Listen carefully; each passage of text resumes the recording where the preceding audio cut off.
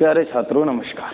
बच्चों, मैं सुशील पाठक। बच्चों, आज हम विषय शारीरिक शिक्षा का अध्ययन करेंगे, जिसके अंतर्गत पाठ हमारा 3 और उसका एक भाग है तीसरा, मुद्राएं, बंध एवं शुद्धि क्रियाएं।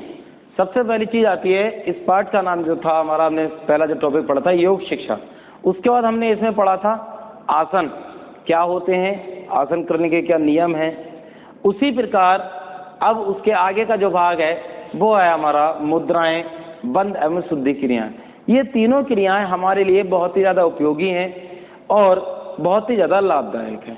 इन तीनों से हम जो है अपने आप को पूर्ण रूप से स्वस्थ रखने में काफ़ी हद तक रख सकते हैं, काफ़ी हद तक अपने को स्वस्थ रख सकते हैं।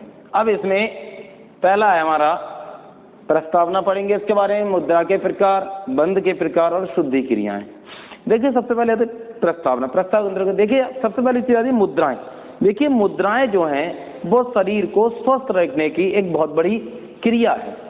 योगासन, हमने इससे पहले क्या पढ़ा था, योगासन। देखिए योगासन जो है, योगासन से हम शरीर को बलिष्ठ बनाते हैं और जो हमारी मुद्राएं होती हैं इससे हम शरीर को, आंतरिक जो क्रिया होती हैं उन शरीर को हम बिल्कुल साफ और स्वच्छ रखते हैं। योगासन हमारे शरीर को, जो हमारी प्रतिरोधक क्षमता है उसे बढ़ाता है, और शुद्धि क्रियाएं जो मुद्राएं हैं वो हमारी जो शारीरिक आंतरिक जो क्रियाएं हैं उनमें वृद्धि करती हैं। मुद्राएं जो हैं वो हमारे शरीर को स्वस्थ रखने में, शुद्ध रखने में बहुत अधिक भूमिका निभाती हैं। और बंध, बंध क्या, जैसे बंध का मतलब होता है बांधना, अर्थात किसी चीज को रोकना। तो बंध जो है उनमें हम जो क्रियाएं करते हैं वो अलग अलग प्रकार के होते हैं बंध। जैसे हमारा जालंधर बंध है, उड्डयन बंध है, ये तरह की चीजें हम आगे पढ़ेंगे इसमें। तो बंध जो है किसी चीज को रोकना या बांधना, तो बंध जो है प्राणायाम में बहुत ज्यादा लाभदायक होता है। उसके बाद आता है हमारा शुद्धि क्रियाएं। तो सबसे पहली चीज आती है शुद्धि क्रियाएं। क्या है शुद्धि क्रियाएं? शुद्धि का मतलब जैसे जानते हैं शुद्ध करना, साफ करना। शुद्ध क्रिया के अंतर्गत अनेक क्रियाएं होती हैं। हमारी कपालभाति है, नेति है, धोती है, ये कई सारी क्रियाएं जो है वो हमारी शुद्धि क्रियाओं के अंतर्गत आती हैं। इसमें सबसे पहले हम चलते हैं मुद्रा। मुद्रा क्या है? मुद्रा हमारी मुख्य रूप से 4 प्रकार की होती हैं: प्रणाम मुद्रा, ब्रह्मजली मुद्रा, चिन्ह मुद्रा और हमारी योग मुद्रा। देखिए जो हमारी सबसे पहली मुद्रा है वो हमारी प्रणाम मुद्रा। कौन सी हमारी? प्रणाम मुद्रा।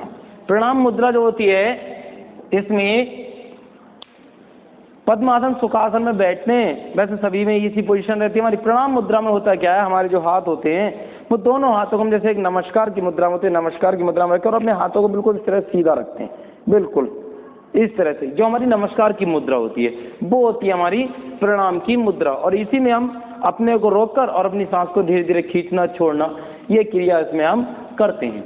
दूसरा आती है हमारी योग मुद्रा। योग मुद्रा जो होती है, जब हम पद्मासन, सुखासन में बैठते हैं, अपने हाथों को घुटनों पर रखेंगे और रखने के बाद अपनी जो सबसे पहली उंगली से अंगूठे के नीचे दबाकर, और एक जैसे हम ओमकार का जाप करते हैं बैठकर, वो हमारी कौन सी अवस्था हो, वो होती है हमारी मुद्रा, वो होती है हमारी योग मुद्रा। उसके बाद आती है हमारी चिन्ह मुद्रा। सबसे बड़ी चीज है चिन्ह मुद्रा क्या होती है? देखिए यही पोजीशन रहती है हमारी, पद्मासन, सुखासन में बैठते हैं और अपने हाथों को अपने घुटनों पर इस तरह से एक के ऊपर रखकर, और जो है हम उसमें बैठते हैं और अपनी सांस को धीरे धीरे खींचते और छोड़ते हैं। उसके बाद हमारी, मैंने आपको 3 मुद्रा बताई, दूसरी क्या है हमारी योग मुद्रा, जो भी आपको बताया मैंने। उसके बाद आती है हमारी तीसरी चिन्ह मुद्रा, और हमारी नंबर 4 आती है ब्रह्मजली।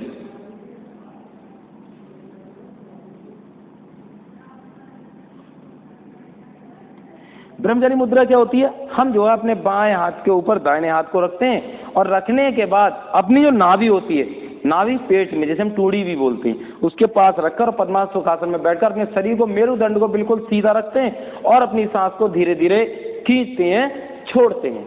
तो ये क्या है हमारी 4 मुद्रा होती है: प्रणाम मुद्रा, योग मुद्रा, चिन्ह मुद्रा और हमारी ब्रह्मजली मुद्रा।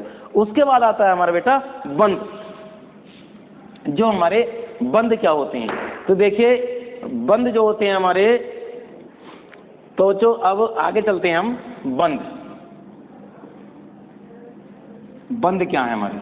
देखिए बेटा, जो बंध हैं, जैसे आपको मैंने बताया बंध का मतलब होता है रोकना या बांधना।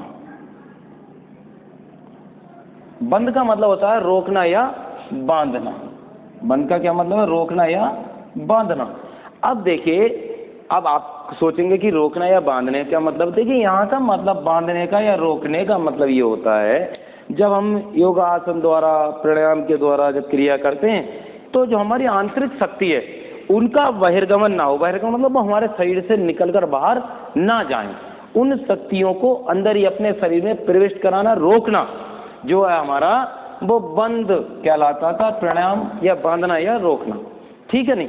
तो इसमें जो है अगर हम बंद ना बंद करें तो बिना बंद के प्राणायाम जो है हमारे अधूरे रहते हैं। बिना बंद के प्राणायाम जो हमारे अधूरे रहते हैं। और अब बंद जरूरी क्यों? इसलिए जरूरी कि हम जब क्रिया करते हैं, योगासन की क्रिया है, चाहे हमारी आपकी पद्म प्राणायाम की क्रिया है, और भी अनेक क्रियाएं हैं, यदि हम बंद ना माने तो हमारी जो क्रिया, जो शारीरिक हमारी आंतरिक जो क्रिया होती हैं उनका बहिर्गमन हो जाएगा, अर्थात वो बाहर चली जाएंगी। तो उन शक्तियों को अपने शरीर में प्रवेश रखने के लिए हमें बंद बहुत जरूरी है।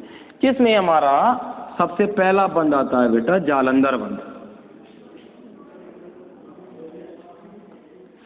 जालंधर बंद जो होता है, दूसरा होता है हमारा उड्डयन बंद। उड्डयन बंद। तीसरा होता है हमारा बेटा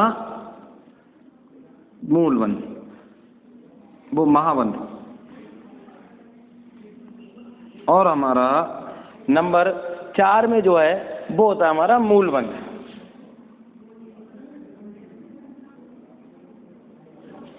अब सबसे पहला आता है जालंधर बंद। जालंधर बंद क्या होता है? इसमें क्या होता है बेटा, हम पद्मासन सिद्धासन में बैठेंगे, अपने हाथों को घुटनों पर टिका लेंगे और अपनी जो ठोंडी होती है वो हम बिल्कुल अपने नीचे कंठ से लगा लेंगे और अपनी सांस को अंदर खींच लेंगे और अंदर रोके रहेंगे और बिल्कुल शरीर को सीधा रखेंगे। तो ये जो है हमारा जालंधर बंद जो है, ये हमारे गले के रोगों में बहुत फायदेमंद होता है। हमारे इससे कंठ जो है सुरीला होता है और मधुर होता है। उसके बाद आता है हमारा उड्डयन बंद। उड्डयन बंद जो होता है, जालंधर में तो हम सांस को अंदर रोक लेते हैं, और इसमें क्या होता है उड्डयन बंद में, इसे जो हम सांस को छोड़कर अपने शरीर को बिल्कुल ढीला छोड़ देता है, पेट को भी ढीला, और पेट जो बिल्कुल ऐसा कमर से लगा लेते हैं, बैठ तो उसी पद्मासन सिद्धासन में, हाथ भी हमारे वहीं घुटनों पर रखे रहेंगे, पर क्या होता है अपने सांस छोड़कर पेट को बिल्कुल ढीला छोड़ देते हैं और अपने बंद को जो है अपने उससे पेट से लगा लेते हैं बिल्कुल कमर को। तो जो हमारा ये बंद जो है हमारा उड्डयन बंद जो है, ये हमारा पेट संबंधी रोगों के लिए बहुत अधिक लाभदायक होता है। उसका आता है महाबंद। महाबंद से पहले मूलबंद आपको बता दे रहा हूँ मैं। मूलबंद जो होता है ये भी पद्मासन सिंहासन बैठा जाता है, और इसमें आंतरिक मतलब अंदर सांस को खींचकर और आंतरिक कुंभक करते हैं, जैसे अंदर ही अंदर सांस को छोड़ना जाना, पेट को चलाना एक तरह से। ये जो है हमारा बंद जो होता है, ये मूलबंद जो होता है हमारा, ये बेटा बवासीर के रोग में बहुत फायदा होता है। अर्थात यदि हम जो व्यक्ति इस तरह के बंद को लगाता है उसे संभवतः बवासीर का रोग नहीं होता है। महाबंद जो होता है, महाबंद जो होता है वो तीनों बंदों को एक साथ लगाया जाता है। हमारा जालंधर बंद, उड्डयन बंद, मूलबंद, तीनों को एक साथ लगाते हैं तो वो कहलाता है हमारा महाबंद। इसमें जो होता है हम सांस को खींच लेते हैं और धीरे धीरे आंतरिक कुंभक रोकते हैं, और अपनी जो हमारी आंतरिक जो क्रिया होती हैं उससे हमारी मूत्रेंद्रिय है और हमारी जो आंतरिक क्रिया होती है उसमें जो है उसे खींचते हैं, और खींचने के बाद उसे हम धीरे धीरे फिर सांस को छोड़ते हैं। तो ये जो महाबंद होता है इससे हमारा क्या होता है, इससे हमारा जो शरीर जो होता है उसका बहिर्गमन होने से रुकता है, और जो वीर्य जो होता है वो शुद्ध होता है।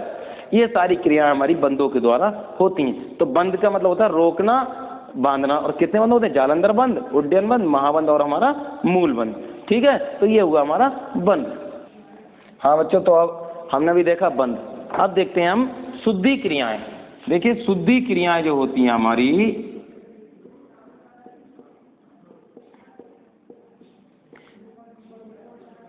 शुद्धि क्रियाएं, इससे पहले हमको तो शुद्धि क्रिया अर्थात शुद्धि होती क्या है। देखिए हम अपने शरीर की अगर शुद्धि करें बेटा, तो शुद्धि हम अपनी दो प्रकार से करते हैं, एक बाहरी शुद्धि और एक आंतरिक शुद्धि। बाहरी शुद्धि क्या होता है, हम डेली आप देखते हो हम स्नान करते हैं, अपने शरीर को साफ करते हैं, हाथ पैर धोते हैं, ये क्या है, ये हमारी बाहरी शुद्धि है। और आंतरिक शुद्धि क्या होती है? आंतरिक शुद्धि होती है हम अपने अंदर दांतों को साफ करें, नाक को साफ करें, कानों को साफ करें, आंखों को साफ करें, ये क्या, ये हमारी आंतरिक शुद्धि हो गई।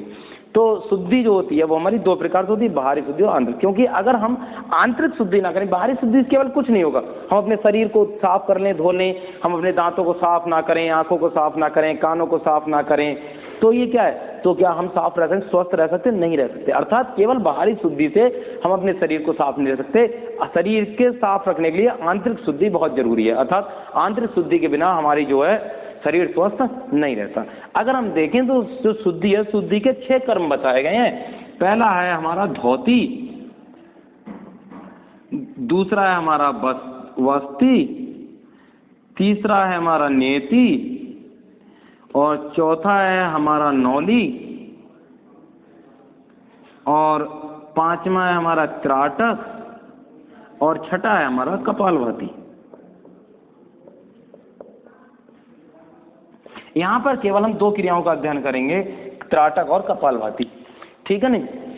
बस क्रिया होती धोती, बस्ती, नेति, नौली, त्राटक, कपालभाति। एक धोती के बारे में आपको बता दें, देखिए हम कभी आगे आपने देखा है, अगर हम क्रिया करते हैं तो धोती एक ऐसी क्रिया है, अगर हम इसे करें तो हम अपनी कोई कपड़ा लेने और कपड़े को हमने पानी में भिगोने के बाद हम उसे अपने गले में पूरा अंदर के लिए, अंदर कपड़े को पूरा अंदर बढ़ा दें, अर्थात घाटी तक जाएं, और फिर उसे धीरे धीरे बाहर खींच लें, अर्थात जिससे हमारी जो गला है वो शुद्ध होता है, धोती क्रिया होती है। इसी प्रकार अनेक क्रिया होती हैं। तो हम पढ़ेंगे त्राटक और कपालभाति।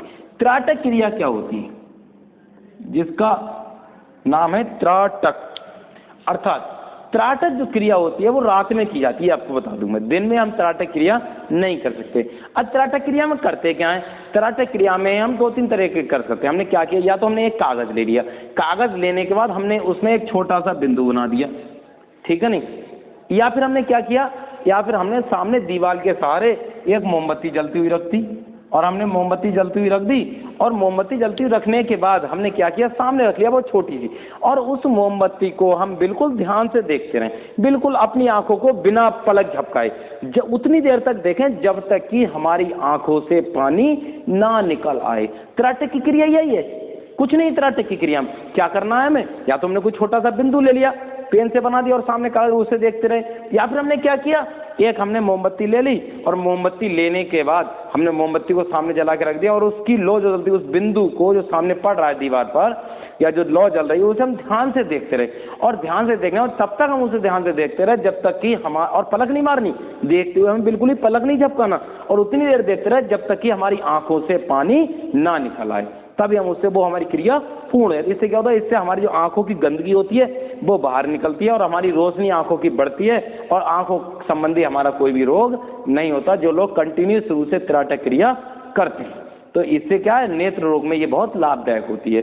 उसके बाद ही कपालभाति। कपालभाति क्या है, कपालभाति में हम क्या करते हैं, बहुत सरल है। हमने क्या किया, जैसे पद्मासन बैठते हैं इस तरह से हम बैठ गए, और बैठने वाले में शरीर को बिल्कुल छोड़ दो, और जो क्या जो सांस है, सांस को हमने बिल्कुल बाहर छोड़ दिया, तो शांत रहने दिया, ना तो हम सांस ले रहे हैं और ना छोड़ रहे हैं, ये शुरू में नहीं करना, शांत बैठ गए। उसके बाद क्या करना है, उसके बाद हमें इस क्रिया में कपालभाति में क्या करना है, हमें कपालभाति में हमें सांस लेनी नहीं है, केवल छोड़नी है।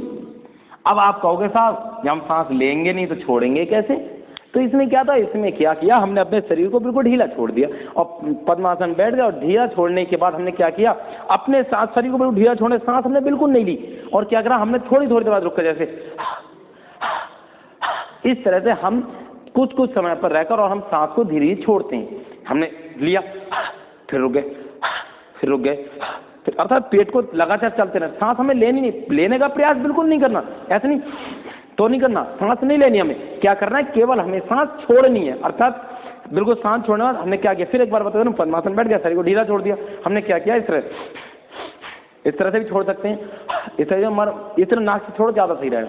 हमने क्या किया, सांस नहीं ली हमने सांस, इस तरह से हमें जो है बार बार ये क्रिया करती नहीं, जिससे कि हमारा पेट जो है वो पेट रोग भी दूर होते हैं, हमारे श्वास की नली भी हमारी साफ होती है, और हमारी कपालभाति क्रिया भी जरा, और जो हमारे अंदर जो आंतरिक संबंधी पेट संबंधी रोग होते हैं, श्वास संबंधी रोग होते हैं, वो हमारे इस तरह के रोग इस क्रिया के द्वारा बिल्कुल समाप्त हो, अर्थात ये रोग हमारे शरीर में उत्पन्न नहीं होते। तो हमने बच्चों क्या पढ़ा बेटा, मुद्रा, बंध और शुद्धि, इनसे होने वाले लाभ मैंने आपको बताए। अब बेटा इसका जो क्वेश्चन आंसर की जो पीडीएफ है वो आपको मैं वीडियो में आपके साथ, वीडियो के बाद ही आपके साथ पीडीएफ भेज दी जाएगी, और उसे जो आप जिस कॉपी में ये फिजिकल की जो आपने बना रखी उसी में आप योग शिक्षा वाले पार्ट 3 डालकर मुद्राएं, बंध, शुद्धि क्रिया, उसमें सारे क्वेश्चन आंसर कर लेंगे। और किसी को परेशानी आती तो ग्रुप पर मेरा नंबर जुड़ा हुआ है, मुझसे संपर्क कर लें। ठीक है, धन्यवाद।